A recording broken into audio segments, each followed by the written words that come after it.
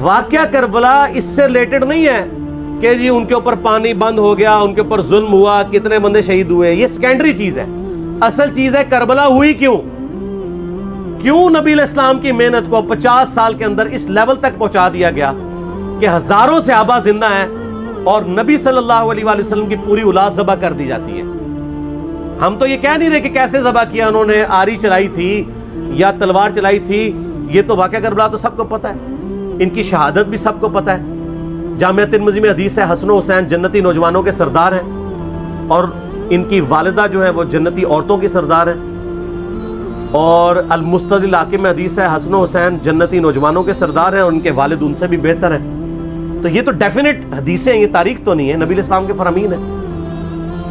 تو ان کی موجودگی میں ان کے ساتھ یہ کچھ کیا جائے تو ہم نٹی گرٹیز میں نہیں پڑھتے، ہم اس تھیم کے اوپر کہ یہ کون سی چیز تھی جس نے خلافت راشدہ کو ملوکیت میں بدل دیا، ہم اس تھیم کے اوپر بات کرتے ہیں. ہم کہتے ہیں چھوڑ دیں، بندے ہندے چھوڑیں، الٹیمیٹلی کیا نکلا ہے، کس کی وجہ سے ہوا ہے، وہ تو احادیث کی کتابوں میں موجود ہے. ہم کب کہہ رہے ہیں خفیہ کیمرے لگا گئے جی کس نے گولی پہلا تیر کس نے چلایا، یہ وہ ہم تو بتا رہے کس کے دور حکومت میں ہوا اور ان کا اپنا کردار کیا تھا، اس کو کس طریقے سے لا کے تخت پہ بٹھایا گیا. وہ ساری کی ساری چیزیں تو سامنے ہیں، وہ تاریخ کی کتابیں نہیں ہیں، حدیث کی کتابیں ہیں. اگر آپ کہتے ہیں کہ بخاری مسلم سے ہم نے صرف رفع الیدین کی حدیثیں لینی ہیں یا ایمانیات کی حدیثیں لینی ہے اور باقی جو بخاری اور مسلم میں آل امیہ کی بدماشیوں کو ننگا کیا گیا ہے وہ ہم نے نہیں لینی ہے، تو سر پھر آپ اپنے آپ کو کلیئر کٹ، پھر ہم آپ سے واقعہ کربلا نہیں ڈسکس کریں گے، حجیت حدیث میں بات کریں گے. آپ کو اپنے آپ کو منکرین حدیث کہنا پڑے گا. یہ آپ اسکروٹنگ کیسے کریں گے؟ اس سے بڑی بات مجھے یہ بتائیں کہ عظمت صحابہ بڑی چیز ہے یا عظمت محمد رسول اللہ صلی اللہ علیہ وآلہ وسلم؟ تو بریلوی یہی تو رونا رو رہے ہیں، وہ کہہ رہے ہیں جی قرآن میں تھوڑی آیات ہیں. آپ پھر مڑ مڑ کے پڑھتے ہیں قل انما انا بشر مثلکم، اس میں تو نبی علیہ السلام کی تنقیص ہو رہی ہے. تو ہم ان کو کیا کہتے ہیں کہ تنقیص مقصد نہیں، نعوذ باللہ، نہ ہو رہی ہے. آپ افضل البشر ہیں لیکن آپ کی سپیشیز بشر ہے، یہ ہم اپنا عقیدہ سمجھتے ہیں، وہ اس کو تنقیص شمار کرتے ہیں. تو پھر اس وقت آپ بھی بریلویوں کی بات مان کے تو یہ آیات پڑھنا چھوڑ دیا کریں نا. آپ کہتے ہیں نہیں آیات ہے کیوں نہ بیان کریں، تو ہم بھی کہتے ہیں احادیث ہے کیوں نہ بیان کریں کہ صحیح بخاری میں حدیث ہے 2812 عمار کو ایک باغی جماعت قتل کرے گی، وہ جماعت دوزخ کی طرف بلا رہی ہوگی اور عمار ان کو اللہ اور جنت کی طرف بلا رہا ہوگا. اب اس کے نرغے میں جو جو آتا ہے وہ آئے، میں اپنے نبی سے ٹکر لے لوں آپ لوگوں کے منہ کا خیال رکھتے ہوئے کہ میں نبی علیہ السلام کو کہوں کہ آپ نے کیوں ایسی بات کر دی کہ مولا علی کے مخالفین کو آپ نے دوزخ کی طرف بلانے والی جماعت کہہ دیا. تو لیں آپ ٹکر، جائیں سیدھا دوزخ میں اور تھوڑی جرت کریں، آپ یہ کہا کریں کہ اے اللہ، اپنے لیے کہا کریں کہ اللہ تعالیٰ آپ کا حشر یزید اور یزید کے آباء و اجداد کے ساتھ کرے اور اس کی اولاد کے ساتھ.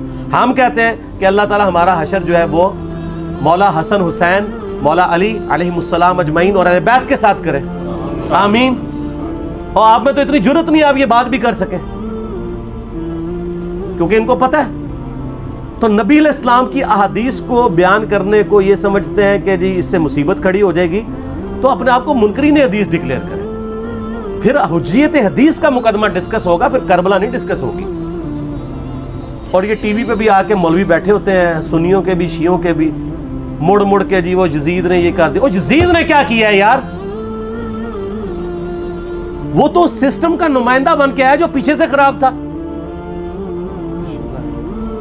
یزید کو لے کے بیٹھے ہیں، یزید یزید یزید یزید، بھائی پیچھے سے معاملہ خراب ہوا. اگر نہیں یقین آتا تو یہ بخاری مسلم کی میں نے آلموسٹ 200 سے زیادہ حدیث مین سٹریم کی کتابوں سے اکثر بخاری مسلم جمع کیے، پڑھے. اور سر میں نے تو ان کو چیلنج دیا ہے یہ حدیثیں پڑھ کے نا اپنے ممبروں سے صرف ان حدیثوں کی تشریح اپنی پبلک کے سامنے کر دیں. نہیں کر سکتے تو پھر لعنت کے مستحق تو ہو رہے ہیں حق چھپا کے، اور قیامت دن کے منہ پہ لگام ڈالیے. اور پھر مڑ مڑ کے کہتے ہیں نہیں جی وہ کچھ چیزیں خاص ہوتی ہیں وہ عوام الناس کے سامنے نہیں کرنی چاہیے، وہ صحابہ کرام بھی بعض اوقات ایسی باتیں پبلکلی نہیں کرتے تھے. میں نے اس کے اوپر بڑا ایک میرا کلپ ہے یوٹیوب پہ، مولا علی سے متعلق 5 جھوٹ، تو میں نے کافی ساری چیزیں اس میں ڈسکس کی ہیں. لیکن میں یہ کہتا ہوں کہ اللہ کے بندو جو چیزیں نبی علیہ السلام نے منع کی ہیں بیان کرنے سے وہ تو ہم ڈسکس کر بھی نہیں رہے. میں نے آج تک آپ کو منافقین کے نام بتائے؟ آپ نے حذیفہ ابن یمان کو بتائے تھے نا آپ صلی اللہ علیہ وسلم نے؟ صحیح بخاری میں آتا ہے. تو میں نے آپ کو بتائے، آپ رازدار رسول تھے، وہ ختم ہوگی بات. میں نے کبھی ڈسکس کی ہے؟ اگرچہ میں نے صحیح مسلم کی حدیث 7035 نمبر ڈسکس کی ہے کہ نبی علیہ السلام نے فرمایا میرے صحابہ میں 12 منافق ہیں، وہ کبھی بھی جنت میں داخل نہیں ہوں گے یہاں تک کہ سوئی کی ناکے سے اونٹ نہ گزر جائے، اور ان میں سے 8 ایسے ہیں جس کی کمر پہ دوبیلا پھوڑا نکلے گا. میں نے آج تک آپ کو بتایا کہ کس کس کی کمر پہ دوبیلا پھوڑا نکلا اور اس کی موت اسی پھوڑے میں ہوئی ہے؟ بتایا؟ تو میں تو وہ چیزیں ڈسکس بھی نہیں کر رہا، میں وہ چیزیں ڈسکس کر رہا ہوں جو نبی علیہ السلام نے علامات النبوہ میں بتائی ہیں. یہ امام بخاری حدیث نبوت کی دلیل کے چیپٹر میں لے کے آئے ہیں، اور امام بہقی نے 3500 احادیث پر مشتمل ایک کتاب لکھی ہے دلائل النبوہ، کہ ہم نبی صلی اللہ علیہ وسلم کو نبی کیوں مانتے ہیں، اس کے اوپر. اور اس میں یہ ساری حدیثیں عمار بن یاسر کے قتل والی لے کے آئے ہیں بتانے کے لیے کہ دیکھیں ہمارے نبی علیہ السلام کی نبوت کی دلیل ہے کہ آپ نے اپنی وفات کے آلموسٹ 30 سال کے بعد ہونے والے واقعے کو پہلے ہی بتا دیا. یہ حدیثیں چھپانے والی نہیں، بیان کرنے والی ہیں، علامات النبوہ کی حدیثیں. آپ کہتے ہیں چھپائیں. اگر کوئی حدیث دنیا میں نہیں چھپائی جا سکتی نا تو وہ علامات النبوہ والی حدیث ہے، کیونکہ وہ تو نبی صلی اللہ علیہ وسلم کی نبوت کو جسٹیفائی کرتی ہے. ورنہ میرا ایک معصومانہ سوال ہے کہ نبی صلی اللہ علیہ وسلم نے یہ باتیں کر کے ان کے زوم میں نعوذ باللہ امت کو مصیبت میں ڈال دیا. آپ نے خود ہی فرمایا کہ یہ ہوگا. کیوں فرمایا آپ نے؟ میں تو بیان کر کے مجرم ہوں. تو جس نے مجھے خبر دی ہے ان کے بارے میں آپ کا کیا خیال ہے؟ یہ مسند احمد کی حدیث یہ میں نے گھر بیٹھ کے بنائی ہے کہ میری بیوی کا کیا حال ہوگا جس پہ خوف کے کتے بھونکیں گے. تو سیدہ عائشہ سے مجھ سے زیادہ نبی علیہ السلام کو محبت تھی، لیکن آپ اللہ کے پیغمبر تھے، آپ نے اپنے گھر کی خبر بھی نہیں چھپائی، بتا دی کہ یہ ہوگا. اور اس سے بڑھ کے آپ صحیح بخاری میں دیکھیں عمار ابن یاسر کا خطبہ ہے. میں نے یہ سارا، پریشان نہیں ہونا، یہ ریسرچ پیپر میں سارا کچھ موجود ہے اور کوئی چیز بھی ایسی نہیں جو اس میں سکپ ہو. صحیح بخاری میں خطبہ ہے کہ عمار ابن یاسر کو مولا علی نے بھیجا کوفے میں. کوفے والے نیوٹرل ہو گئے تھے کیونکہ بصرہ سے سیدہ عائشہ آ رہی تھیں اور وہاں پہ انہوں نے کہا نہ ہم سیدہ عائشہ کا ساتھ دیں گے نہ مولا علی کا دیں گے. تو عمار ابن یاسر کو تیار کرنے کے لیے، یعنی وہاں کے جو عوام تھی اس قتال کے لیے، مولا علی نے بھیجا.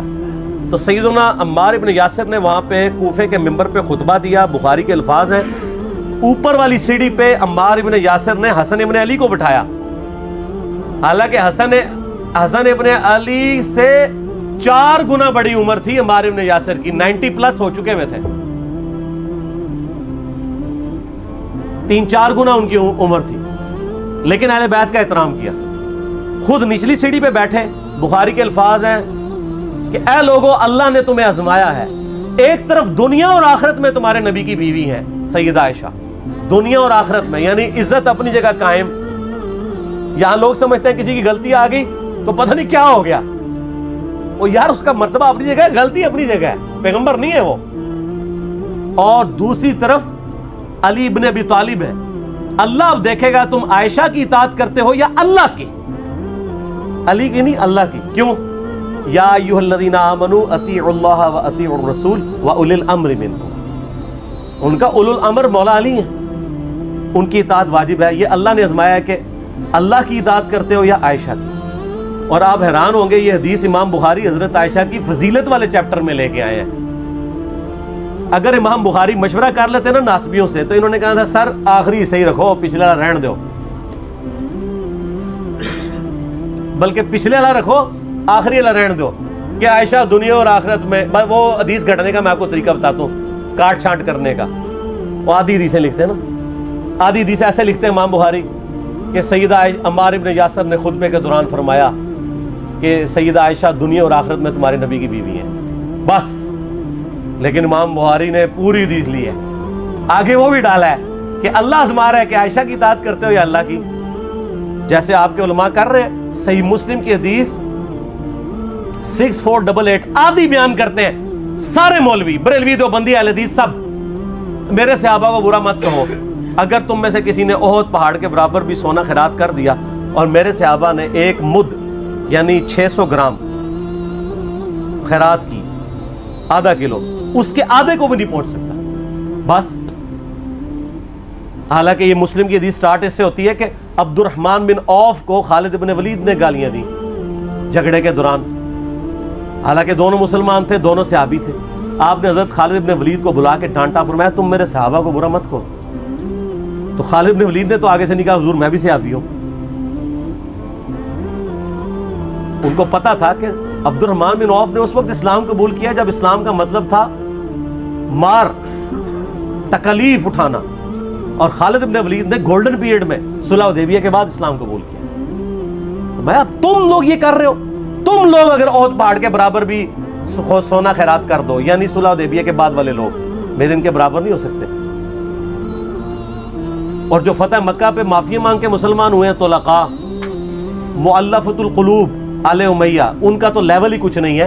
یہاں تو خالد بن ولید کے بارے میں بات کی جا رہی ہے. اور پھر وہ مؤلفۃ القلوب اپنے زمانے میں ممبروں پہ سب و شتم کروائیں سیدنا علی پر.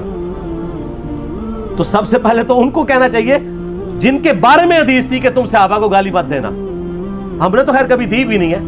اور میں یہ آخری جملہ ان کو ایسا بولتا ہوں کہ جو ان کے دماغ تک ڈرل کر جائے گا کہ آل امیہ نے جو کچھ اپنے دور کے اندر سیدنا علی کی گستاخیاں کی ہیں نا، ہم نے تو ویسی کوئی ایک گستاخی بھی آل امیہ کے بارے میں نہیں کی ہے.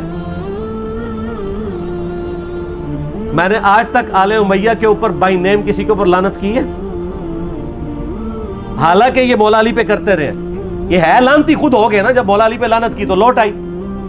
مسند ابی یعلا میں صحیح سند کے ساتھ حدیث موجود ہے، مسند احمد میں بھی موجود ہے کہ سیدنا علی کو جس نے گالی دی اس نے رسول اللہ کو گالی دی صلی اللہ علیہ وسلم.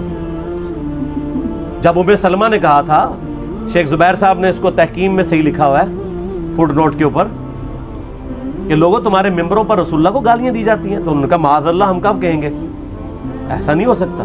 تو ام سلمہ نے کہا تم لوگ علی اور اس سے محبت کرنے والوں پہ گالی گلوچ نہیں کرتے ہو کیا؟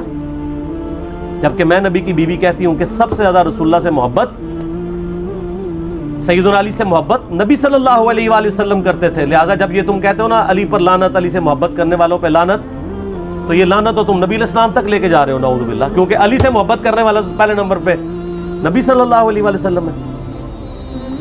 اور پھر کہتے ہیں سب کا مطلب تنقید ہے. اور نہ، پرانیاں گلاں، پرانے بابے، پرانے بزرگ، جھوٹے ہو. صحیح مسلم کھولو 6229 غدیر خم سے اگلی حدیث، لعن اللہ ابا التراب کے الفاظ ہیں، مٹی والے ابن ابی طالب پر لعنت، یہ الفاظ موجود ہیں. سب کا ترجمہ لعنت ہی ہے، تنقید نہیں ہے. اچھا پھر میرا معصومانہ سوال ہے کہ اس کا مطلب ہے صحابہ پہ تنقید کرنا اچھا کام ہے؟ کہیں گے نہیں. تو بتاؤ یہ برا کام کون کرتا تھا؟ شیعہ کا ابا کون ہے؟ رافضیوں کا ابا کون ہے؟ آل امیہ. تو لہذا شیعہ نو میں کہنا کہ تسی شیخین کے اوپر بکواس اور تبرہ کرنے کی بجائے نا آپ لوگوں کو حقائق بتائیں کہ ٹوٹی کمند کہاں. یہ سب مجرمین آل امیہ ہے. اور یہ آل امیہ اور بنو ہاشم کی لڑائیاں نبی علیہ السلام کی بعثت سے پہلے چل رہی تھی، صدیوں سے چل رہی تھی. وہ تو پھر اللہ نے بنو ہاشم کو نبوت کے لیے چنا تو ان کو یہ پھر جیلسی ہضم نہیں ہوئی، وہ چیز آگے چلتی تھی. خیر چھوڑ دیں، ایک تلخ ٹاپک ہے. صلاۃ بر محمد و آل محمد، اللہم صلی علی محمد و علی آل محمد. ٹھیک ہو؟